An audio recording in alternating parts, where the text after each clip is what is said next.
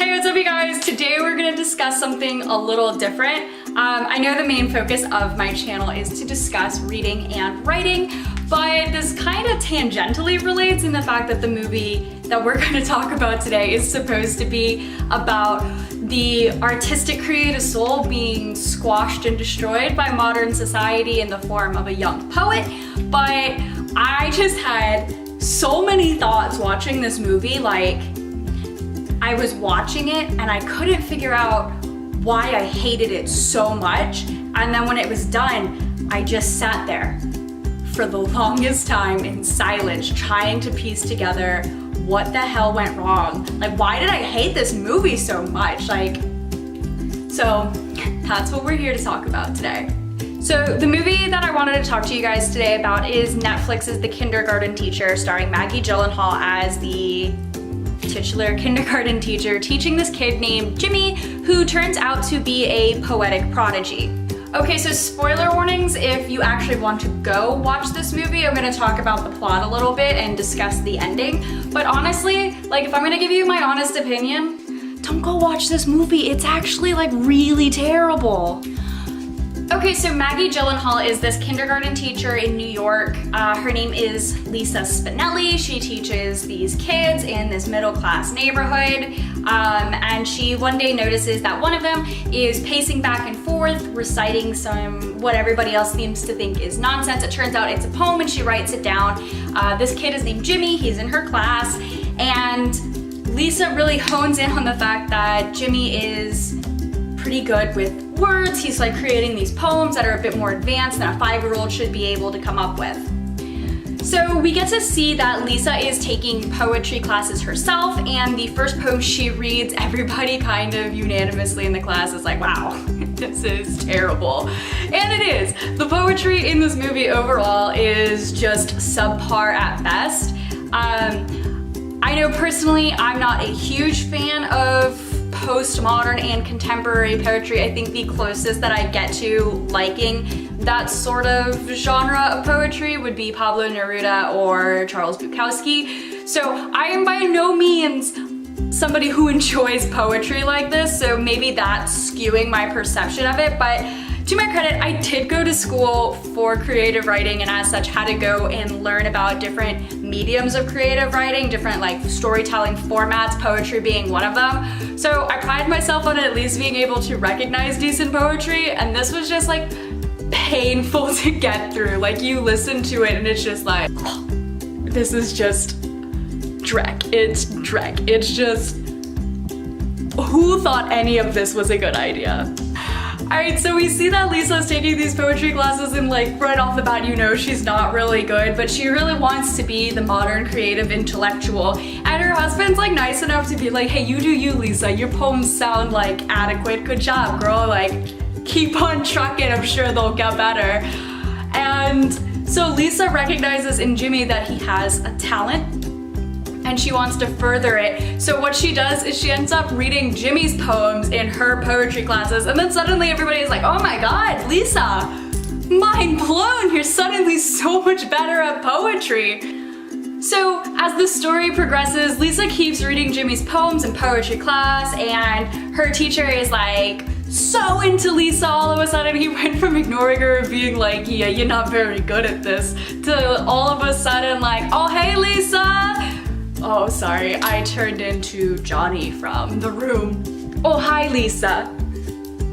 So Lisa's trying to convince Jimmy's dad that Jimmy has a talent, and she starts telling him like, Mozart was nurtured by kings and queens, and they massaged his hands when he was tired, and they gave him chocolate, and he was in these royal courts because everybody knew he was gonna be a prodigy and he was gonna be great. But what are we doing for Jimmy?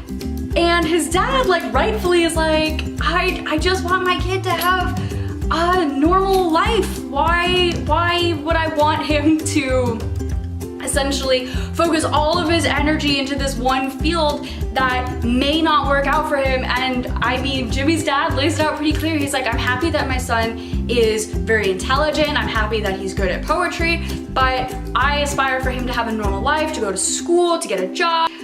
I don't want him to end up like my brother, who is employed but miserable because he essentially grammar checks things for the newspaper.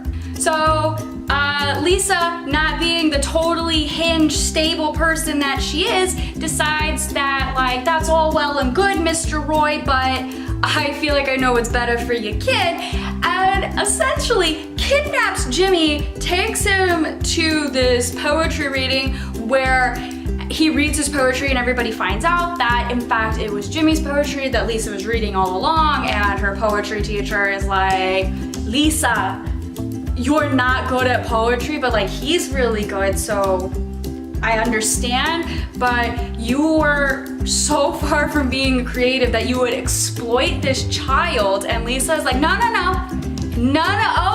that's not what I'm doing at all. I recognize he's great and I'm just trying to help the kid. So Lisa isn't allowed to go back to poetry class ever again. I wonder why. And then in the end, she takes Jimmy to a lake to go swimming and then tells him like, we're gonna go to Canada and it's gonna be great because we'll publish a book of your poems and everything's gonna be wonderful, you're a genius. And Jimmy, this is how you know Jimmy's dad was right, because this kid at 5 had the wherewithal to lock Lisa in the bathroom when she's taking a shower, call 911 and tell them he had been kidnapped. And the story just ends with the police getting to Lisa and Jimmy and Jimmy ending up in the police car, and that's where it ends.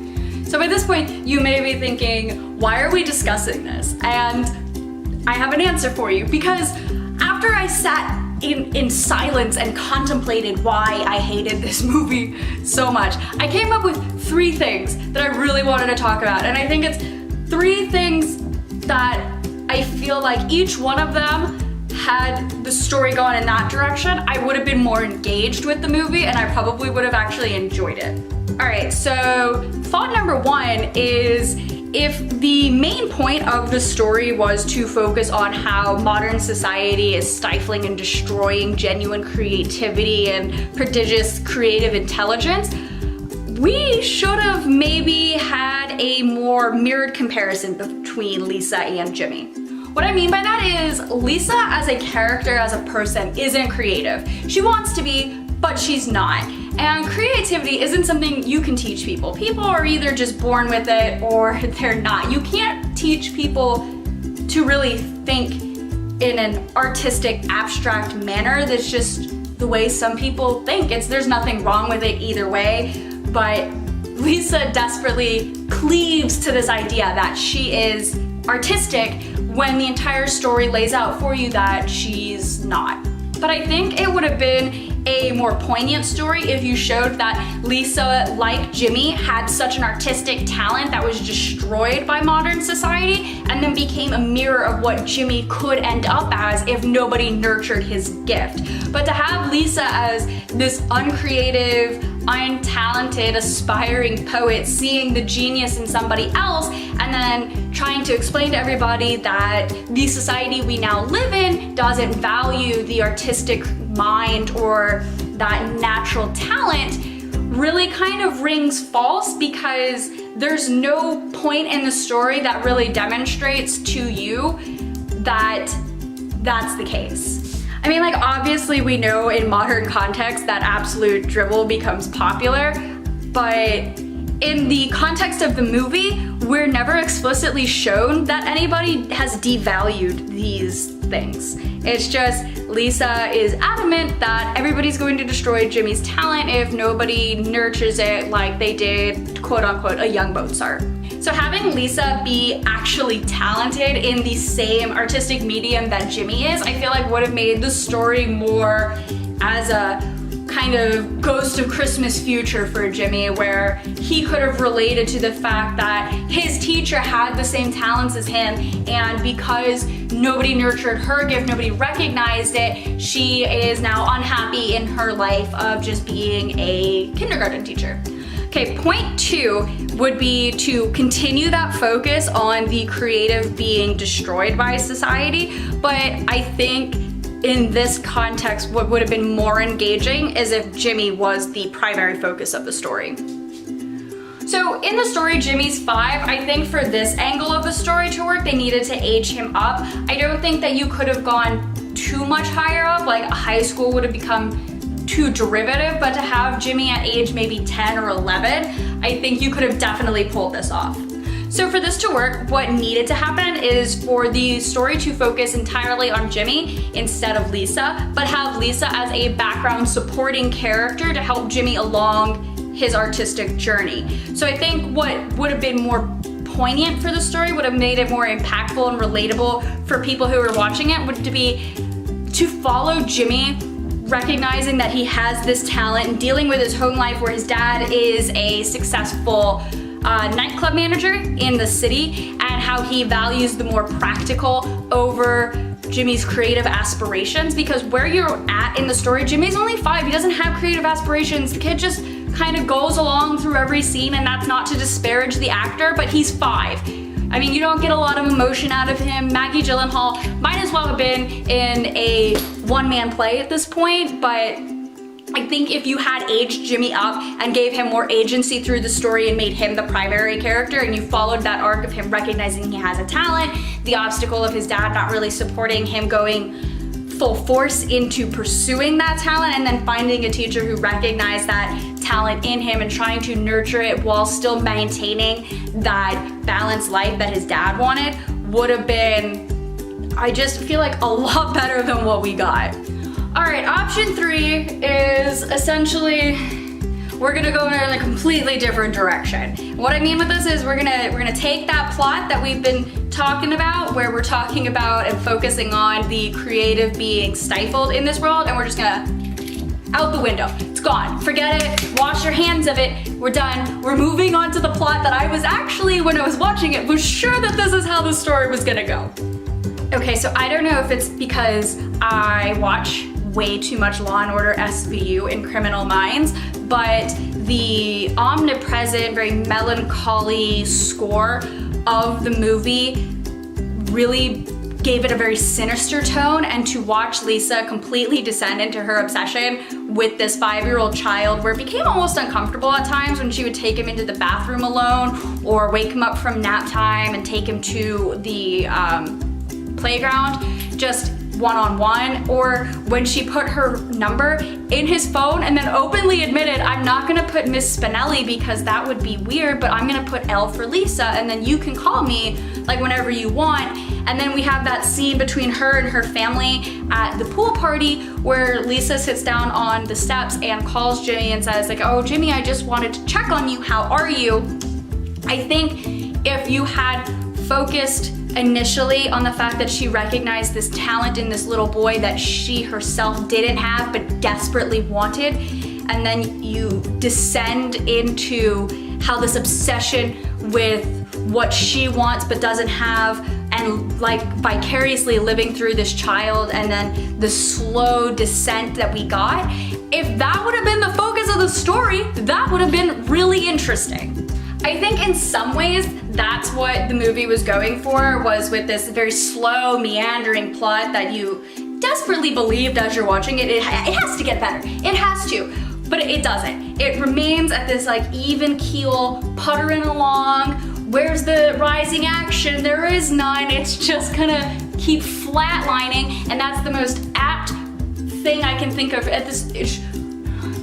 It was flatlining. This movie was just dead. It was dead from the beginning, and I watched it because I'm one of those people, when I start a movie, I can't stop. I have to see it through, and when I finished this movie, I honestly was just stared at the screen for a second and I was like, huh, that can't be it, but it was. That was it. It just ended right there. You got nothing out of this movie.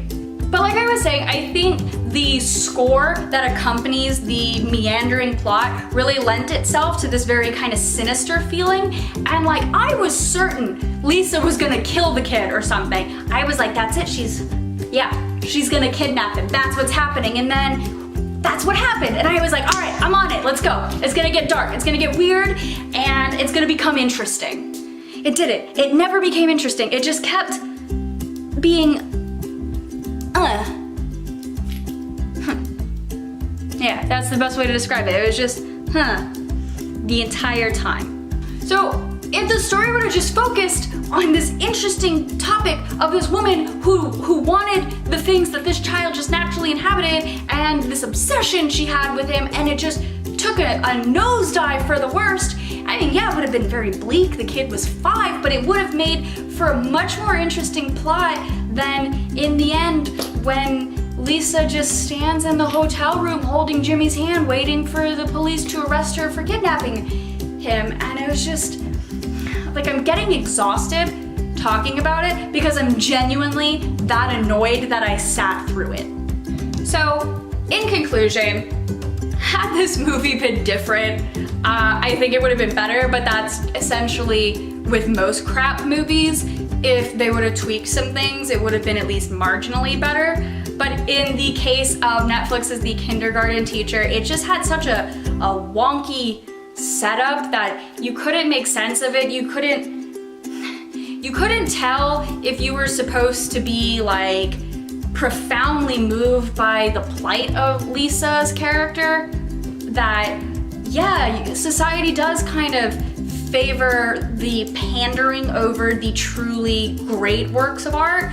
But if that was the intent, and by the way, I did Google to see like what the point of this movie was supposed to be, because I honest to God thought I must have missed something. But no, that was everything we've discussed here today is apparently what they had intended with this film. So I think I'm gonna end this video here and say, please don't waste your time watching The Kindergarten Teacher. It's not even like one of those movies people say is bad and then you can watch and enjoy it for how bad it is. It just feels kind of like you're wasting about 2 hours of your time.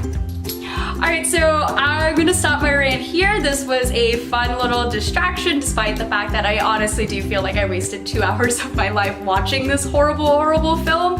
But I'm gonna go get some work done. It still is NaNoWriMo and my word count is still woefully behind where it should be. But if you liked this video, there is a very strong possibility that I will probably end up doing more movie reviews in the future, because when it comes to things I'm interested in, it's like books, film, music, everything else in life.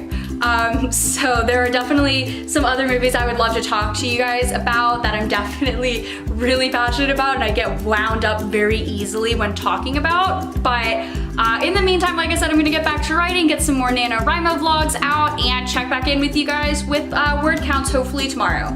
So don't forget to support the channel by liking this video, subscribing, ringing the bell for notifications, and if you want, leave a comment down in the comment section down below and let me know if you also suffered through this horrible movie, what you thought. And, you know, have a great day, guys.